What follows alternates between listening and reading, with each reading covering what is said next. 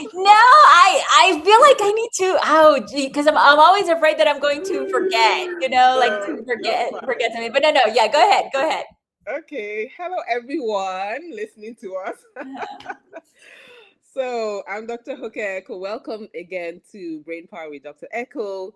And I have an amazing guest, Dr. Adame, and I'm going to let her introduce herself because I don't think I can do it justice by reading a bio. So, Dr. Oh, Adame, tell us who you are. I always love talking to you, Dr. Echo. So yes, I'm Dr. Noemi Adame. I'm also known as the Veggies Over Pills doctor.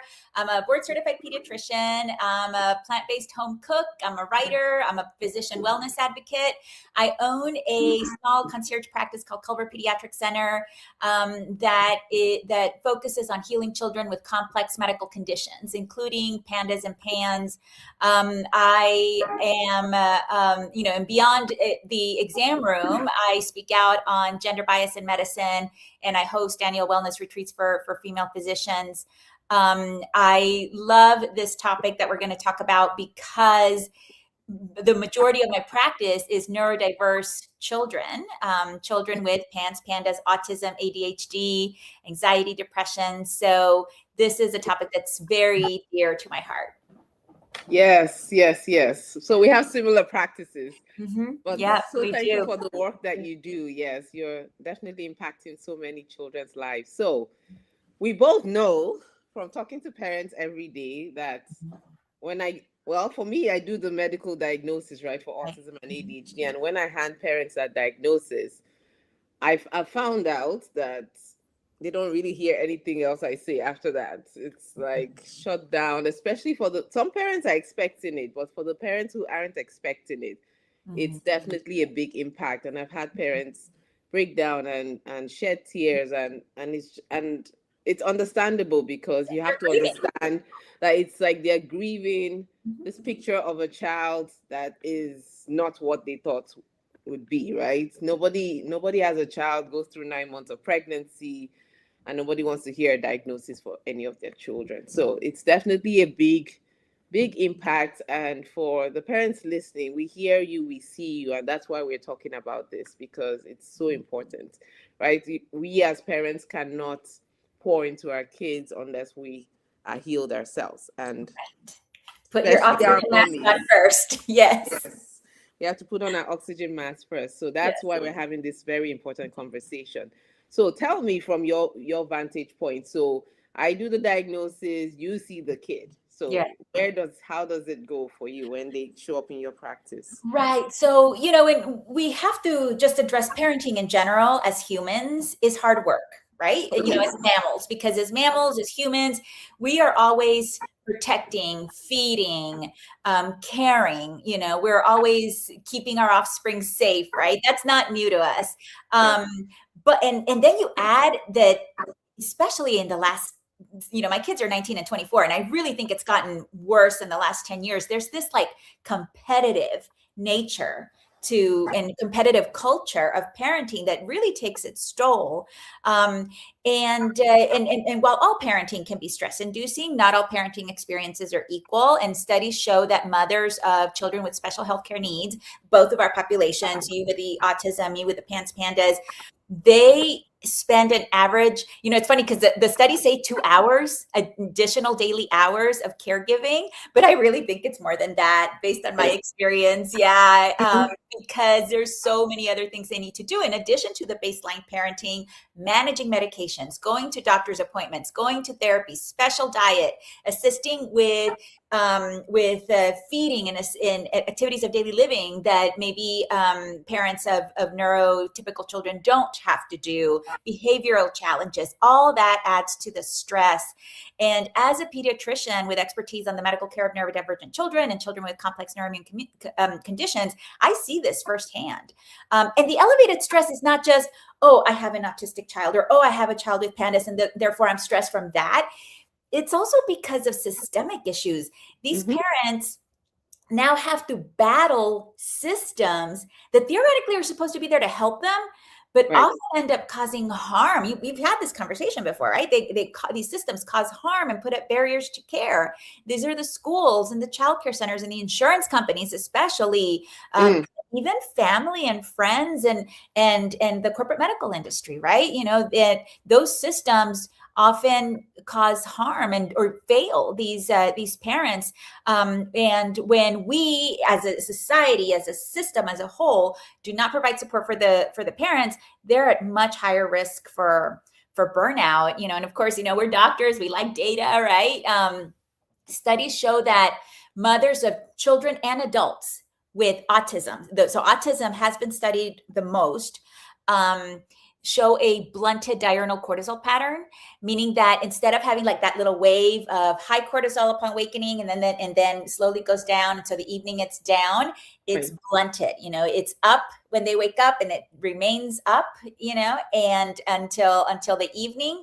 And that is very consistent with somebody with an HPA, their stress axis, basically with the HPA axis, the hypothalamic pituitary adrenal axis is dysregulated. We see that in populations that undergo chronic stress, including combat veterans with PTSD. Right. Have that same diurnal response. And, we can talk about cortisol and biomarkers, but ultimately what it boils down to is these parents report higher stress, fatigue, Right. lower health ratings, and more anxiety and depression because of all they have to go through. Can you also add a big one for moms? Weight gain. There's something called the cortisol belly. Yeah. Right? All The the weight gain is stress. cortisol. Yeah, it's Right. cortisol. Right. Yeah, because the body panics when cortisol. The body panics, and so there's like, okay, we're panicking, so you need to conserve fat, right? Because that's Right. energy. You're going to need energy, and so to be able to face what you need to face, a bear, because that's what our body's thinking, right? Starvation. Yes, it causes weight gain. Absolutely. Yeah. Yes. And poor sleep Mhm. and poor appetite, or actually increased craving for sugars. Yeah. I mean, the list is endless. Right. And then poor productivity at work, right? For those Because it's the listening to body us trying on to LinkedIn. protect itself, right? You need sugar Right. for energy. You need to store fat for energy. Right. You need to shut down because you need to rest. It's your body trying to force you to rest, Right. with that brain fog and shutting down. Mm-hmm. Right. And so yes, we've listed all the health Mm-hmm. impact on our moms and our dads as well. Right. Oh, yeah, for sure. Definitely. And the marriages, right? And I've talked to so many parents saying the stressors it puts on the Mm-hmm. marriage. So it's like coming from all angles. So what can we do, or what can parents listening to us do? What are some things that they can do to help Yeah. protect their health and And then help them right. And it boils down to putting on your oxygen mask first. And there's several things. And some of them, I hope parents who listen don't, because sometimes when I tell families, like, for example, the first thing that I always tell my moms is one of the ways that you put your oxygen mask on first is nourishing yourself. Making sure that you consume a high protein, high fiber, anti-inflammatory nourishment pattern. And yes, that does mean fruits and veggies and greens and whole grains and legumes and seeds and nuts, and putting those things at the center of the plate. And of course, I see the panic of, oh my gosh, no, that's one more thing I need to do. But the way I kind of break it down is you don't have to really change a whole lot. It's little baby steps. Yes. And ask yourself, why do I eat the way I eat right now? It's because that's what's around me, right? That's what's easy. That's the system that's either I've built or has been built around me. So Right. when you think about changing nourishment patterns for yourself as a parent, think about, okay, what little changes can I do so that these choices, the greens, the whole grains, the legumes, become the easy choice, right? And so it does mean making some, and I know you do a lot of this, right? With pantry, basically like a pantry diagnosis, basically. Right. And so that the easy choice becomes the healthy choice becomes the easy choice. But it's putting on your oxygen mask on first for parents means nourishment, means prioritizing sleep. Sleep is the forgotten vitamin. Adults need 7 to 9 hours. And, I think it was Dr. Una, who right? She's a great mentor for us. She once talked about sleep and how athletes like Serena Williams, LeBron James, Usain Bolt, and all of them go to bed early and wake up early and get at least 8 hours of sleep every night. And because they will not function at their peak performance, and same thing with us as parents, right? We Mm-hmm. will not function we will not be the best mommies we can be if Right. we are sleep deprived, right? Yeah. So prioritizing, a parent prioritizing their own health is super important, not just for themselves, but for their children. When we Right. talked about evidence-based interventions, and those are evidence-based interventions, but, something that goes beyond like the day-to-day sleep and nourishment, physical activity. Mindfulness-based stress reduction has been studied amongst mothers of children with autism. Yoga, and specifically, has a regular yoga practice showed reduced cortisol, dysregulated cortisol levels by 24%. Breath work, right? There's apps out there where you can do breathing pacing, and breathing pacing also helps calm you down, think more clearly. Right. All those types of mindfulness-based stress reduction. Gratitude journaling Mm-hmm. decreases depression scores in people who are clinically depressed, who have been given a diagnosis of clinical depression. People who are not diagnosed but do gratitude journaling, they show subjective improvement in their mood. The Yes. other intervention, and I was Absolutely true. sorry, yes, I said absolutely true. The yeah, gratitude will change your life, yeah. literally. In Because 2 minutes it each takes day. your focus off of what your circumstances are, and just you focus more on what you have versus what you don't have, and so that helps you feel Right. better. And it doesn't have to be like I think a lot of people get intimidated with gratitude or any type of journaling because they think, oh, I'm going to have to write this novel or dear diary, or, and it's just the analysis paralysis is Right. there. But it could literally be a minute of, today I am grateful for the rain, the zucchini in my garden, that my child, slept through 6 o'clock in the morning, like even just the Right. tiniest little things, and starting your day that way helps with that, regulating that cortisol, that Yeah. cortisol level.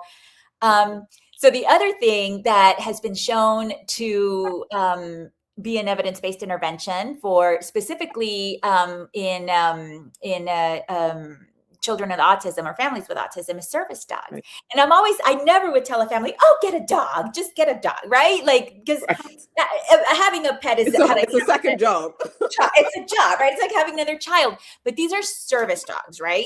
So like the presence of a service dog, not an emotional support animal, but a trained service dog, like an autism assistance dog, has been shown in studies to reduce parental stress, to improve autism symptoms, and out of most of the interventions that we're going to talk about, does lead to like normalized cortisol patterns in parents of autistic children. And so why I would never tell a stressed parent, just go get a pet. Looking and exploring at the option of an autism assistance dog is a worthwhile evidence-based intervention to explore with their doctor, or even their own doctor, the parent's own doctor. Right. The other promising intervention is a form of therapy, is called acceptance and commitment. With therapy, which is a little bit different than CBT, which CBT focuses on changing your thoughts. Mhm. ACT therapy, or acceptance and commitment therapy, focuses on changing our relationship with those thoughts. And Okay. so that is also a intervention that's worth exploring. And then going more about our environment, I always tell my parents, be stingy with your time. Mm. It's okay. Yes, be stingy with your time. It is okay to say no. It is okay to say no to projects. It is okay to say no to volunteer activities. It is okay to say no to the parent-teacher association. It's okay to say no to parties. It's okay to say no to events. Ask yourself, what do I have to give up to do that task? And if Right. it's giving up, my goodness, then that means I'm going to have to wake up early and not have time to drink my coffee by myself in the morning. It's like, then it's okay to say no. And no is a complete sentence, Mhm. right? Absolutely. You don't have to give an explanation, Thank you Yes. for the offer. Thank you for thinking of me, but I'm going to have to pass, or I'm going to have to say no. It is okay. And Yes. the other is, the big D word, is delegation. I think as Mhm. moms, especially, we want to do everything Oh ourselves. no, I've been cured of that. Yeah. I mean, seriously, we want to do everything ourselves. And we Oh seem to my have God. this idea that if we ask for help, that we've We're failed, weak. Yeah. that we're not good enough, right? Right. But Nope. parenting was never meant to be a solo activity. You Nope. know, like parenting was all, it literally took a village. You know, the moms would sit around and breastfed together, they cooked together, you know, like, and literally Right. like, and we just have gotten so isolated, right? Just Yeah. so isolated. Silent. Yeah. And so when people say, what can I do to help you? Like, to say, oh, you know what?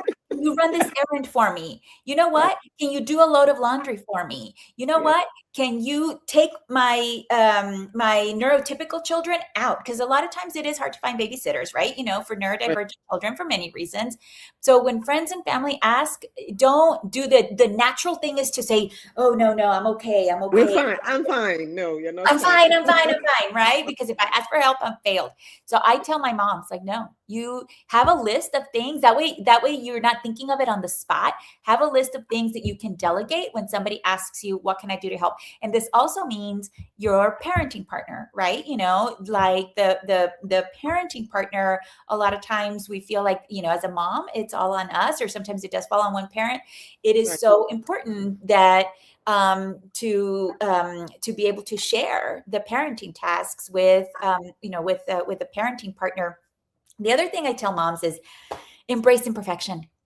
It's Mm. okay if the house is messy.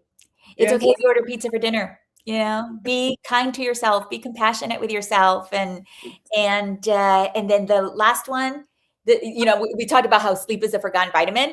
Social connection is the other forgotten vitamin. It is so important for moms to find their people, whether it's on social media, whether it's in their local community, because it can be very lonely. It can be a very lonely experience to be the parent of a child with special healthcare needs. And so it is so important to connect with other people going through the same thing, who are going to understand you, who are not going to judge you, who are not going to make you feel bad, who are not going to tell you things like, oh, you just need to, you know, be a stronger disciplinarian, or, oh, what did you do? What did you do that made them this way? You know, like that's the last thing that Yes. parents need to hear.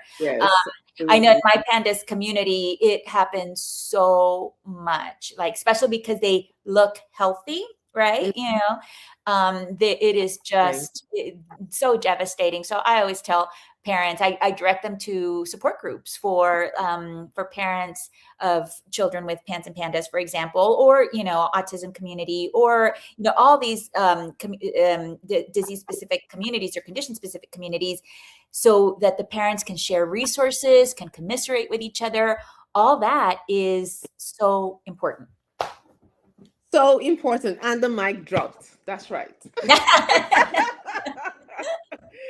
Oh, thank you so much. Oh yeah. Those are practical tips. So parents listening, just take one of them. Start Yeah. with one. Yes.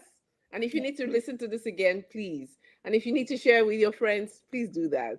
And yes, I know you talked about online support, but please, in person is so critical. Make friends, smile at people. I have so many internet friends I actually haven't met. It's very interesting, but Yeah. I've met two friends from the airport because I just smiled at them and they smiled Ah! back, and now we're friends and we actually live close to each other. I even Yeah. went on a walk with one of them. Like, who would have thought I met her in LaGuardia because I smiled at her, Yeah. and now we See? are neighbors. So it's It's the very forgotten interesting. vitamin. Yeah, Social connection. yeah. So important. So can you please tell parents listening where they can find out about your practice, your Well, you amazing know, practice? and Yeah. that actually brings me to something that's also very important for parents to do is, you know, and this is where you and I also come in, is finding a doctor that listens to you and supports Right. you as a parent, right? That's also Yeah. key right there, because we can do so much to help navigate and take a lot off their plate. So that's very important. So yes, so if parents who are concerned that their child may be is affected by a complex neuroimmune condition, specifically PANDAS and PANS. But, I'm a generalist who happens to take care of a lot of children with PANDAS and PANS, but I am a generalist. I'm a diagnostician. We take care of a lot of different types of neurodiverse children in my clinic. We are accepting new patients, and the best way to start your healing journey with us is through my website, www.culverpediatrics.com. I'm located in Indiana. But I'm licensed in Ohio and in Indiana. But we have families from all over the Midwest that come to see us.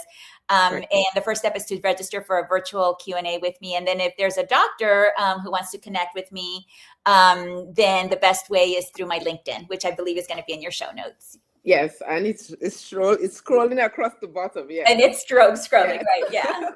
Wonderful. Yes, definitely. If you have any inkling that your child needs help and you live in those surrounding areas, please see Dr. Adame. She's amazing. Because I say so. Yes, but you're amazing too. You're a great role model for me. So. Oh, you're an inspiration. Thank you so much for coming on. And parents, I hope this was helpful. It was really good. It was really good reminder to me about the sleep part, because we all need to take our own medicine, right? Our own advice. So yes, and the physical connection. So that's really key. So thank you so much for sharing. And for parents listening, if you are on a wait list for autism, you think your child needs a diagnosis for autism or ADHD, and you're on a wait list for longer than 2 weeks, please call Glow Pediatrics because we can help you.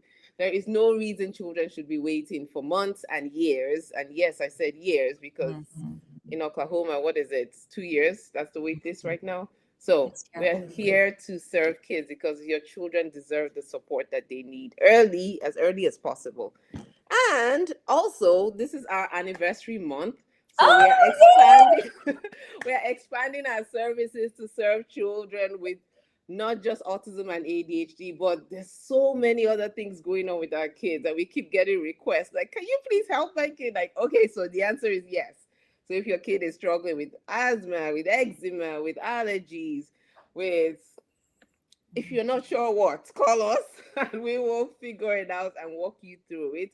Because like Dr. Adame said, that's why we exist as pediatricians. We've chosen to become holistic pediatricians that can spend time with you as a parent and actually listen. And it doesn't mean your other pediatricians don't, but we have the time to listen to you and walk alongside you. So it's not just hi, hello, see you later. It's hi, hello, let's walk alongside you, because parenting is a journey. There's no magic pill we're offering, right? Everything we're doing takes time. And so it's just, yes, if you're struggling, if you have questions, please reach out to us. We're here to help. Okay, wonderful. So Dr. Adame, do you have one last thing you want to tell our parents before you run off to see your patients? Oh my goodness. What is the final thing? Take care of yourself. Yes. Take care of yourself. Yes. For your baby. Yes. Your child. Yes. And because you're valuable and you're precious yourself. Yes, absolutely. Yeah, we're more than just parents, right? Yes, we are. We are people first, humans first. So wonderful. Thank you again. Such a pleasure to talk with you always. Always a pleasure to talk to you too. Bye-bye. Okay, bye.